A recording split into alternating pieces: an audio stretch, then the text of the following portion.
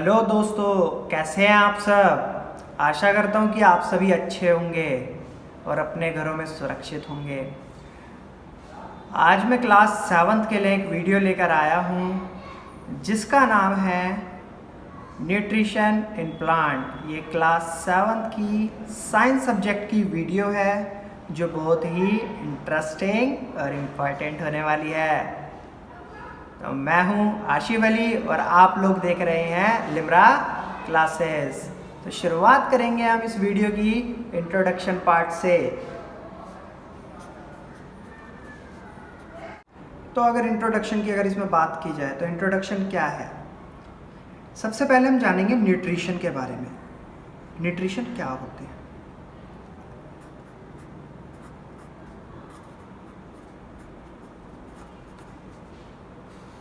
Guys, nutrition को मैंने 3 point में डिस्क्राइब किया है, तो आप वो पॉइंट्स को ज़्यादा ध्यान से देखिए। सबसे पहला पॉइंट हमारा इसके अंदर आता है फूड।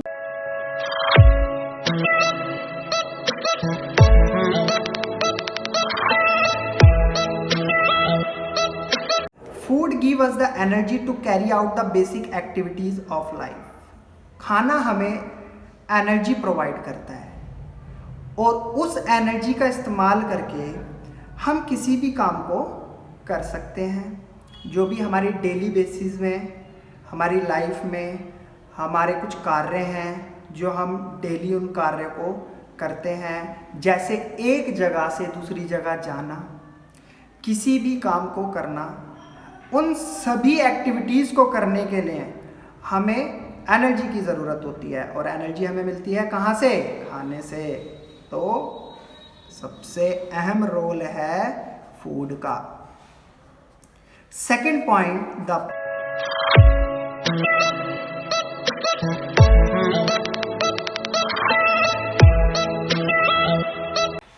सेकेंड पॉइंट में बोला गया है the process by which an organism procure food is called nutrition. कहने का मतलब है ज़रूरी नहीं है कि सिर्फ इंसानों को ही खाने की ज़रूरत पड़ती है। खाना हर ऑर्गेनिज्म को चाहिए। इसमें इंसान भी आते हैं, पेड़ पौधे भी आते हैं और जानवर भी आते हैं जिन्हें खाने की आवश्यकता होती है। उसको हम कहते हैं न्यूट्रिशन। थर्ड पॉइंट आता है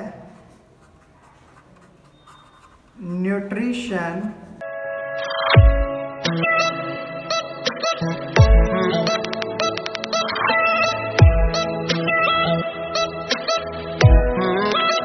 सो गाइस, थर्ड पॉइंट में हमने देखा nutrition is basically of 2 types. 2 प्रकार के न्यूट्रिशन होते हैं। पहला होता है ऑटोट्रॉपिक न्यूट्रिशन, दूसरा होता है हेटेरोट्रॉपिक न्यूट्रिशन। तो सबसे पहले हम डिस्क्राइब करेंगे ऑटोट्रॉपिक न्यूट्रिशन को।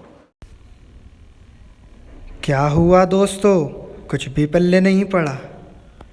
तो चलिए चलते हैं मिस्टर रामू के पास और विस्तार से समझते हैं सारी कहानी। तो मिलिए दोस्तों, ये हैं मिस्टर रामू। ये समझाना चाहते हैं खाना जीवन के लिए कितना ज़रूरी है। बिना खाए कोई भी इंसान किसी भी कार्य को नहीं कर सकता, क्योंकि बिना खाने के जीवन असंभव है, चाहे अब इसमें कोई ह्यूमन बीइंग हो या फिर कोई एनिमल। एनिमल्स के लिए भी खाना उतना ही ज़रूरी है जितना कि एक ह्यूमन के लिए। ह्यूमन भी खाना खाते हैं, एनिमल भी खाना खाते हैं, और दूसरी तरफ पेड़ पौधे, बस ये अपना खाना खुद बनाते हैं। तो अब तो आप समझ ही गए होंगे न्यूट्रिशन इन प्लांट क्या होता है। तो चलिए अब बात करते हैं ऑटोट्रॉपिक न्यूट्रिशन के ऊपर।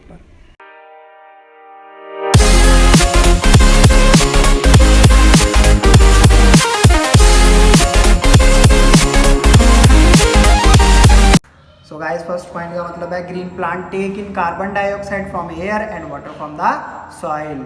जितने भी हमारे ग्रीन प्लांट्स होते हैं वो कार्बन डाइऑक्साइड प्राप्त करते हैं एयर से, जो एयर हमारे सराउंडिंग में होती है, और पानी प्राप्त करते हैं मिट्टी से, सॉइल से प्राप्त होता है वाटर, और कार्बन डाइऑक्साइड मिलती है एयर से। तो second point is water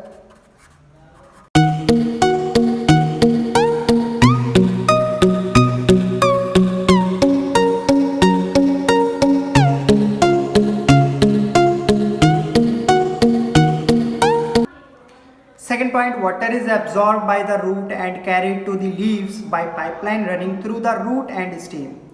second point का मतलब है वाटर जो है एब्जॉर्ब होता है रूट के द्वारा। मतलब मैंने अभी थोड़ी देर पहले कहा था पानी मिलता है पौधों को मिट्टी से। अब मिट्टी से पानी कैसे मिलता है? वो रूट्स एब्जॉर्ब करती हैं, क्योंकि रूट्स मिट्टी के अंदर प्रेजेंट होती हैं, वहाँ से वो एब्जॉर्ब करती हैं वाटर को और carry to the leaves by pipeline running through the root and stem. और इस पानी को पत्तियों तक ले जाया जाता है, जो पेड़ पौधों के अंदर होती हैं पत्तियां, जिन्हें हम कहते हैं लीव्स। किन के द्वारा जाता है पानी? पाइपलाइंस। और वो पाइपलाइंस का काम कौन करता है? रूट्स और स्टेम्स। रूट्स जो मिट्टी के अंदर होती हैं, जिन्हें हम जड़ें कहते हैं, पेड़ पौधों की जड़ें। और स्टेम होती हैं टहनियाँ, जिन पर पत्तियां लगी हुई होती हैं। थर्ड पॉइंट,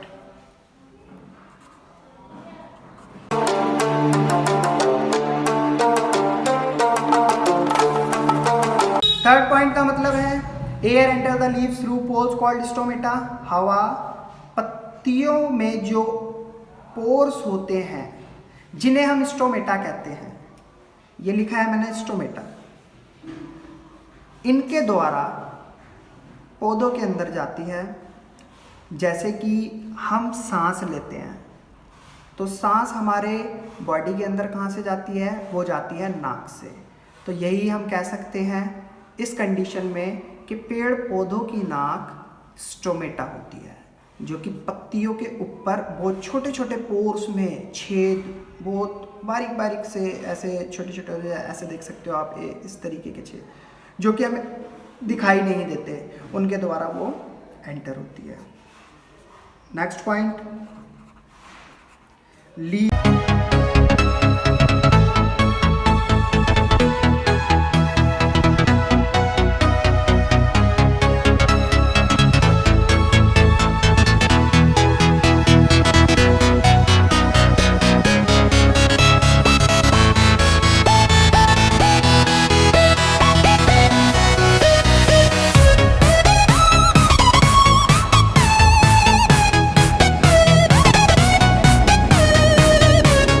यहाँ पर फोर्थ पॉइंट का मतलब है leave convert water and carbon dioxide into glucose and oxygen.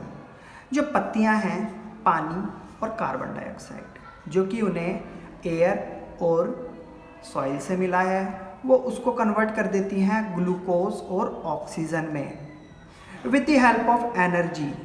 Energy कहाँ से मिलती है? एनर्जी की मदद से वो इसको कन्वर्ट कर रही है ग्लूकोज और ऑक्सीजन में। एनर्जी कहाँ से मिल रही है? सन से। The process by which they do so is called photosynthesis. जो ये पूरा प्रोसेस चला हमारा फोर्थ पॉइंट के अंदर, इस पूरे प्रोसेस को कहते हैं हम फोटोसिंथेसिस। फोटोसिंथेसिस बहुत ही इंपॉर्टेंट रोल होता है इसका पेड़ पौधों के अंदर। तो आइए दोस्तों, फिर से चलते हैं मिस्टर रामू के पास और समझते हैं ऑटोट्रॉपिक न्यूट्रिशन के बारे में।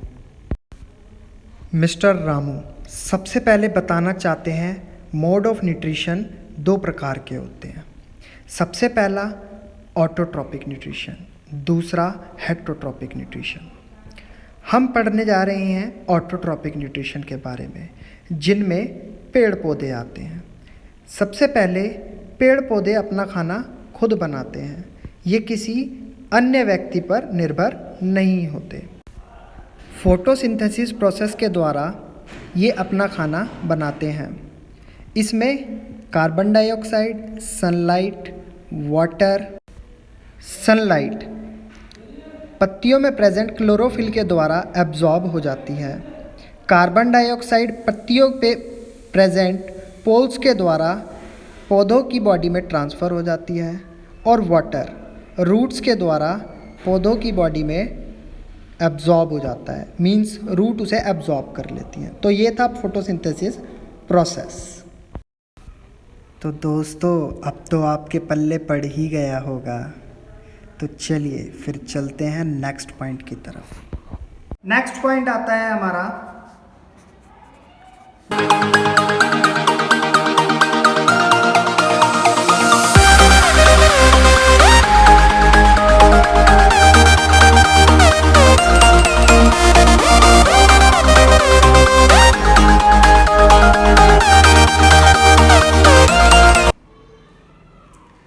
नेक्स्ट पॉइंट हमारा the chloroplast present in the cell of leaves trap energy from the sunlight. They are able to do this because they possess a green pigment called chlorophyll. यहाँ पर बोला गया है दोस्तों, जो क्लोरोप्लास्ट लीव्स में present होता है, किस फॉर्म में? सेल की फॉर्म में। वो एनर्जी को ट्रैप करता है सनलाइट से आने वाली, जो सन से एनर्जी आ रही है उसको वो ट्रैप करता है। They are able to do this, और इसमें ये सब करने की काबिलियत होती है जो पत्तियों के अंदर ग्रीन पिगमेंट प्रेजेंट है। आप सभी जानते हैं पत्तियां हरी क्यों दिखाई देती हैं? वो दिखाई देती हैं ग्रीन पिगमेंट की वजह से, और वो ग्रीन पिगमेंट को हम कहते हैं क्लोरोफिल। आई होप आप सभी को ये समझ आ गया होगा। तो अब ज़रा हम फोटोसिंथेसिस की इक्वेशन की ओर नज़र डालते हैं। फोटोसिंथेसिस की इक्वेशन क्या कहती है? अगर कार्बन डाइऑक्साइड प्लस वाटर ये दोनों पेड़ों को मिल जाए तो वो पेड़ या पौधे उसे ग्लूकोज प्लस ऑक्सीजन इसमें कन्वर्ट कर देते हैं। अब कन्वर्ट ऐसी थोड़ी कर देते हैं, कन्वर्ट करने के लिए अभी बताया ना ये क्या कैसे काबिलियत है, किस तरीके से एबल है इस कार्य को करने के लिए। तो ये होते हैं हमारा सबसे अहम सनलाइट, जो सूरज से लाइट आ रही है, और दूसरा होता है क्लोरोफिल।